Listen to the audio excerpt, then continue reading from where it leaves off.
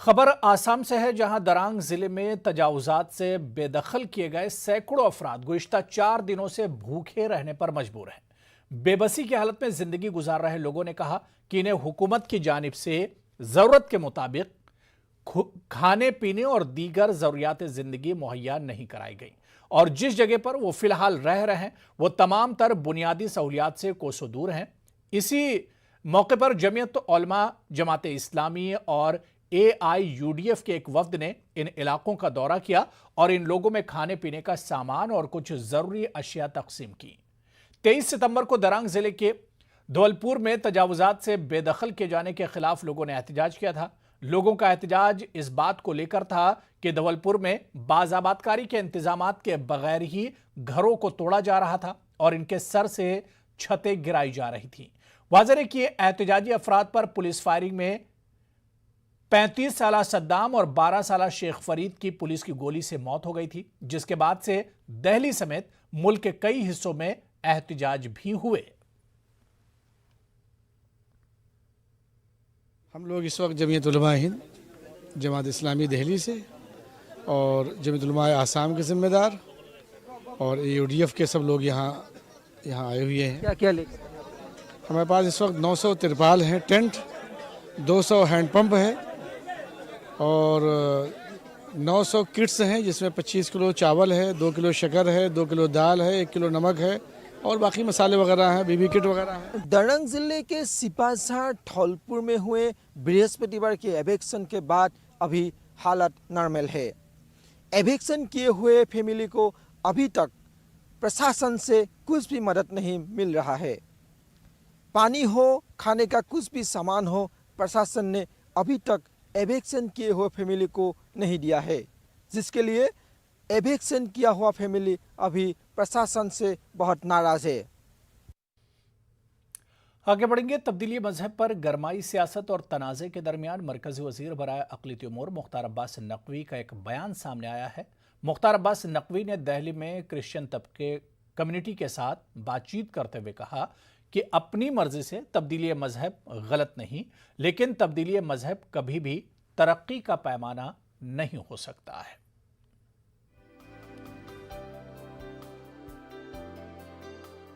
दिल्ली के scope complex में मरकजी वजारत बराए अक़लियती उमूर और क्रिश्चियन वफ्द के दरमियान मीटिंग हुई। मीटिंग के दौरान तब्दीली मजहब और तालीम समेत कई इश्यूज पर बातचीत हुई। इस मौके पर मुख्तार अब्बास नकवी ने कहा कि तब्दीली मजहब कभी भी तरक्की का पैमाना नहीं हो सकता है। उन्होंने कहा कि अगर कोई अपनी मर्जी से मजहब तब्दील करता है तो उस पर किसी को कोई एतराज नहीं है। नकवी ने कहा कि किसी को भी किसी मजहब को मानने का हक है और ना मानने का भी हक है। डेवलपमेंट विद डिग्निटी और डेवलपमेंट विदाउट डिस्क्रिमिनेशन, ये हमारी सरकार का कमिटमेंट है, लक्ष्य भी है और ये सरकार इसी लक्ष्य के साथ सरकार काम कर रही है। और हमारा देश ऐसा देश है जिसमें कि दुनिया के सभी धर्म के मानने वाले लोग रहते हैं। यहाँ पे धर्म के मानने वाले लोग भी हैं, यहाँ पर आस्तिक भी हैं, यहाँ पर नास्तिक भी हैं। ऐसे देश में इंटॉलरेंस या असहिष्णुता का कोई स्थान न था, न है, न हो सकता है। और जहाँ तक सवाल है, ऐसे देश में अगर कोई सोचता है कि धर्मांतरण के ज़रिए वो विस्तार और विश्वास पैदा करेगा तो वो भी पैमाना नहीं हो सकता और ना हो रहा है। इसलिए हम सब लोगों को मिल करके अनेकता में एकता का जो हमारा संकल्प और संस्कार है उसको आगे बढ़ाना चाहिए। इस मीटिंग में ईसाई तबके से जुड़े मुद्दों पर बातचीत हुई। इस दौरान तालीम के शोबे में और खास तौर पर नई एजुकेशन पॉलिसी को लेकर कई तरह की बातें ईसाई तबके के वफ्द ने रखी। वजारत बराए अक़लियती उमूर की जानिब से इन मामलात को देखने का यकीन दिलाया गया। माइनॉरिटी अफेयर्स का मीटिंग हुआ है जो गवर्नमेंट ने ऑर्गेनाइज किया, जो दिल्ली और केरल, जो इंडिया के अलग अलग हिस्सों से जो क्रिश्चियंस मिनिस्टर्स जो और बिशप्स आया हुआ है, तो हमने हमारा कंसर्न्स डिस्कस किया है। क्योंकि अभी नेशनल एजुकेशन पॉलिसी जो ऐसे जो चीज़ जो डिस्कशन में आया हुआ है, लेकिन अभी और डिस्कशन से अभी वैसे हमने एक मेमोरेंडम दिया हुआ है मिनिस्टर के लिए। उन्होंने एश्योर किया ये सारा जो भी हमारा कंसर्न्स है वो सही फोरम में डिस्कस करके समाधान निकाल देंगे। लेकिन अभी कन्वर्शन के कुछ इश्यूज है, क्योंकि उसी वजह से कुछ दिक्कतें क्रिश्चियन माइनॉरिटी कमीशन को आ रहा है, तो इसके सभी के बारे में हमने डिस्कस किया हुआ है। उत्तर प्रदेश समेत कई रियासतों में चुनाव में सियासी बयानबाजियों में तब्दीली मजहब का मुद्दा गरमाया हुआ है और फिलहाल इस मुद्दे के मजीद गरमाने के आसार बन रहे हैं। न्यूज़ 18 उर्दू के लिए दिल्ली से खुर्रम शहजाद की रिपोर्ट। उत्तर प्रदेश में मुसलमानों को वोट बैंक बनाए जाने का सवाल लगातार उठ रहा है। इस मुद्दे पर मरकजी वजीर मुख्तार अब्बास नकवी ने जवाब देते हुए कहा कि कुछ लोग इंतखाबात के मौके पर सेकुलरिज्म का चोला और कम्युनलिज्म का झोला लेकर वोट की मंडी में खड़े हो जाते हैं। मिल करके अनेकता में एकता का जो हमारा संकल्प और संस्कार है उसको आगे बढ़ाना चाहिए। और जो मोदी सरकार है उसका डेवलपमेंट का एजेंडा जो है वो कभी भी वोट के साथ जुड़ा नहीं रहा है। इसीलिए हमारे मोदी जी का जो विकास का मसौदा है वोट के सौदे से बहुत दूर रहा है। और इसलिए हमारे साथ समाज के सभी वर्गों का विश्वास, सभी लोग, समाज के सभी हिस्सों का प्रयास नए भारत के निर्माण में महत्वपूर्ण भूमिका निभाता है और निभाएगा। आगे बढ़ेंगे। हैदराबाद में चहलुम का जुलूस बरामद हुआ। अलीजा कोटला हुसैनी कोठी से अरबाइन के जुलूस का आगाज हुआ। जुलूस एतबार चौक, मंडी मीर आलम, जोरा नगर से गुजरता हुआ अलाव दारुशिफा पर इख्तिताम पजीर हुआ। इस मौके पर अज़ादारों ने शोहदाए करबला को खिराज अक़ीदत पेश करते हुए मातम किया और नोहाखानी की।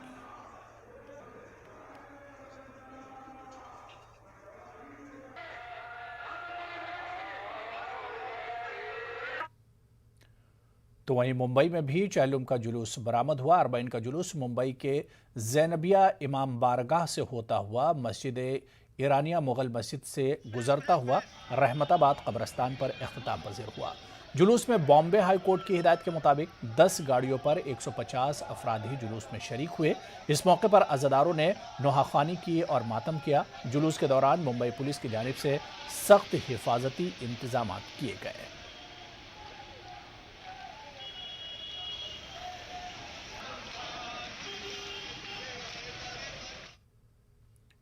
तो वहीं जयपुर में भी अरबाइन के मौके पर शोहदाए करबला और इमाम आली मकाम हज़रत इमाम हुसैन रज़ी अल्लाह अन्हु की अजीम कुर्बानियों को याद किया गया और खिराज अक़ीदत पेश किया गया।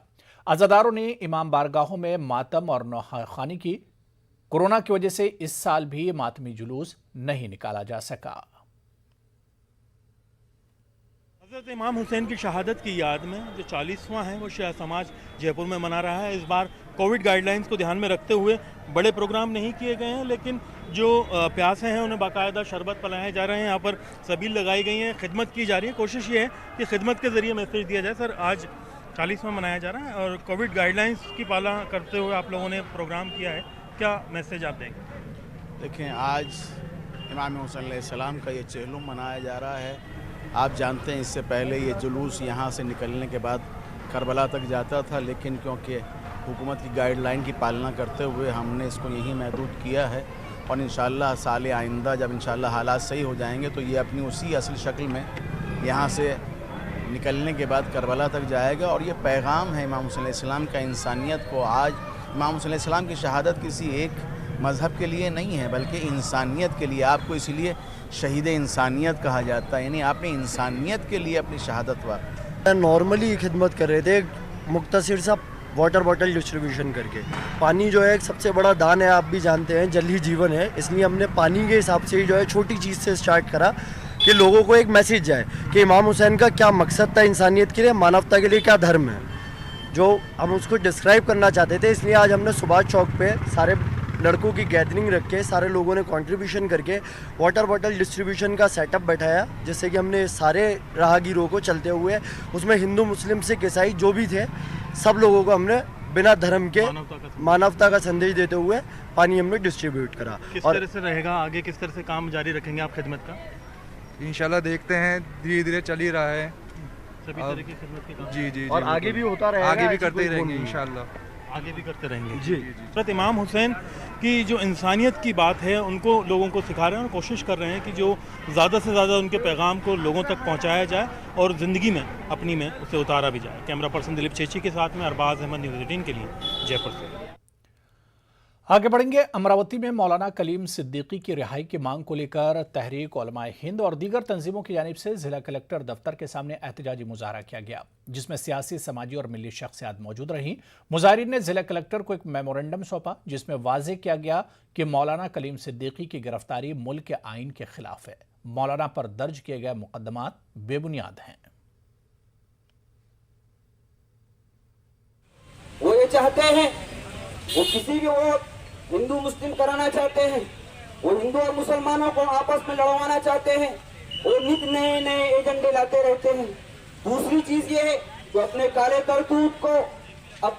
करतूत को बचाने के लिए और अपने काले करतूत को छुपाने के लिए नए नए एजेंडे लाते रहते हैं। इसी तरीके से एक रात आती है और उस रात में एक इस मुल्क की मायना शख्सियत हजरत मौलाना कलीम सिद्दीकी साहब मद्दजिल्लाहु आली दामत बरकातुहुल आलिया को उठा लिया जाता है। क्यों उठा लिया जाता है? क्या इसके पीछे? ब्रेक के बाद आगे बढ़ेंगे। मौलाना बरकतुल्लाह भोपाली एजुकेशन सोसाइटी के ज़ेर एहतमाम भोपाल गांधीनगर में याद भगत सिंह के उन्वान से मुज़ाकरे का इनेकाद किया गया। मुज़ाकरे में मध्य प्रदेश के मुमताज़ अदीबों ने शिरकत की और तहरीक आज़ादी में साजी विरासत के हवाले से भगत सिंह के साथ राजगुरु और सुखदेव की हयात खिदमत पर भी तफसील से रोशनी डाली। मुज़ाकरे में शामिल अदीबों ने आज़ादी का अमृत महोत्सव के तहत मौलाना बरकतुल्लाह भोपाली एजुकेशन सोसाइटी के जरिए शुरू की गई रियासतगीर मुहिम की न सिर्फ सताइश की, बल्कि इसे वक्त की ज़रूरत से भी ताबीर किया। आज़ादी के अमृत महोत्सव के तहत मध्य प्रदेश में मौलाना बरकतुल्लाह एजुकेशन सोसाइटी ने एक तहरीक शुरू की है। साजी विरासत और साजी विरासत को नई नस्ल तक पहुंचाने के लिए ये तहरीक शुरू की गई। कल जहां पर बरकतुल्लाह भोपाली की जो है याद मनाई गई, आज जो है भगत सिंह को याद किया गया। हमारे साथ यहाँ पर लोग बैठे हुए हैं। हम ये देख रहे हैं कि मुल्क में वो वाक़यात बहुत बड़ी तादाद में हैं, जिससे ये साबित होता है कि मुल्क में हम सब मिलकर साजी विरासत यानी हिंदू, मुस्लिम, सिख, ईसाई सब मिलकर रहते आए हैं और रहते रहेंगे। अगर कुछ हुकूमतों के ज़रिए कहीं कुछ मज़ालिम हुए हैं, कुछ ज़्यादतियाँ हुई हैं, उनकी बातें तो नौजवान नस्ल को बताई जा रही हैं, लेकिन जो हमने मिलकर काम किया, जो मिलकर कुर्बानी दी, उसके बारे में नहीं बताया जाता है। तो बरकतुल्लाह भोपाली भी ऐसे ही मुजाहिद आज़ादी थे, जिनकी जिला वतन जो हुकूमत कायम हुई थी, तो बरकतुल्लाह अगर वजीर आजम बने उस हुकूमत में तो राजा महेंद्र प्रताप उसके सदर थे। ये बहुत बड़ी बात थी। इसी तरह आज हम भगत सिंह का यौम मना रहे हैं, तो भगत सिंह बहुत बड़े मुजाहिद आज़ादी थे। उन्होंने जवानी उम्र में अपनी जान को मुल्क के लिए और उनके साथियों ने कुर्बान किया, लेकिन ये बात नहीं बताई जाती कि उनका जो मुकदमा था अदालत में, वो बैरिस्टर आसिफ अली ने लड़ा था। तो इस तरह की बातें आज नौजवान नस्ल को बताई जाने की ज़रूरत है। उसी कड़ी में हम आज़ादी का जो अमृत महोत्सव बना रहे हैं। हमने इससे पहले मुंशी प्रेमचंद जी के ऊपर प्रोग्राम किए, हमने पूर्व राष्ट्रपति शिक्षक देव राधा कृष्ण के लिए भी, और हम बिला तफरीक मुल्क मजहब व मिल्लत हम इंशाअल्लाह ताला हर मुजाहिद आज़ादी जिसका ताल्लुक मुल्क से अपनी कुर्बानी के ताल्लुक से रहा होगा, चाहे भोपाल का हो, चाहे मध्य प्रदेश का हो, चाहे मुल्क का हो, उसमें हिंदू, मुस्लिम, सिख, ईसाई सब हैं, उन सब के लिए आज़ादी के अमृत महोत्सव में हम पूरे साल ये प्रोग्राम इंशाअल्लाह मुनक़िद करते रहेंगे, ताकि हमारे नौजवान नस्ल इससे वाकिफ हो सके और मुल्क में वही इत्तेहाद, इत्तेफाक, भाईचारा अब फैले जो मुजाहिदीन आज़ादी का ख्वाब था। कैमरामैन संजय नामदेव के साथ महताब आलम, न्यूज़ 18 उर्दू, भोपाल। डॉक्टर ज़हीर काजी को मज़ीद 3 सालों के लिए मुंबई के मारूफ तालीमी इदारे अंजुमन इस्लाम का सदर मुंतखब किया गया है। अंजुमन इस्लाम की जनरल बॉडी ने डॉक्टर ज़हीर काजी को सदारत के लिए दोबारा नामजद किया है। डॉक्टर ज़हीर काजी ने अंजुमन इस्लाम के तहत मज़ीद तालीमी इदारे खोले और अंजुमन को तालीमी मैदान में आगे बढ़ाने का इजहार किया। देखिए, मुझे ये जिम्मेदारी मेरे जनरल बॉडी ने दी है, मेरे जनरल काउंसिल ने दी है कि जो गुज़िश्ता 13-14 साल से मैंने जो ये ओहदा संभाला, उसके बाद काम करने का मौका मिला और मेरे ख़्याल से मेरे जो साथी हैं अंजुमन इस्लाम में वो बहुत अच्छा काम कर रहे हैं। एक टीम वर्क की तरह अंजुमन आगे बढ़ रही है और जहाँ टीम वर्क होता है और नेक नियति होती है, उसमें तो बरकत आती ही जाती है।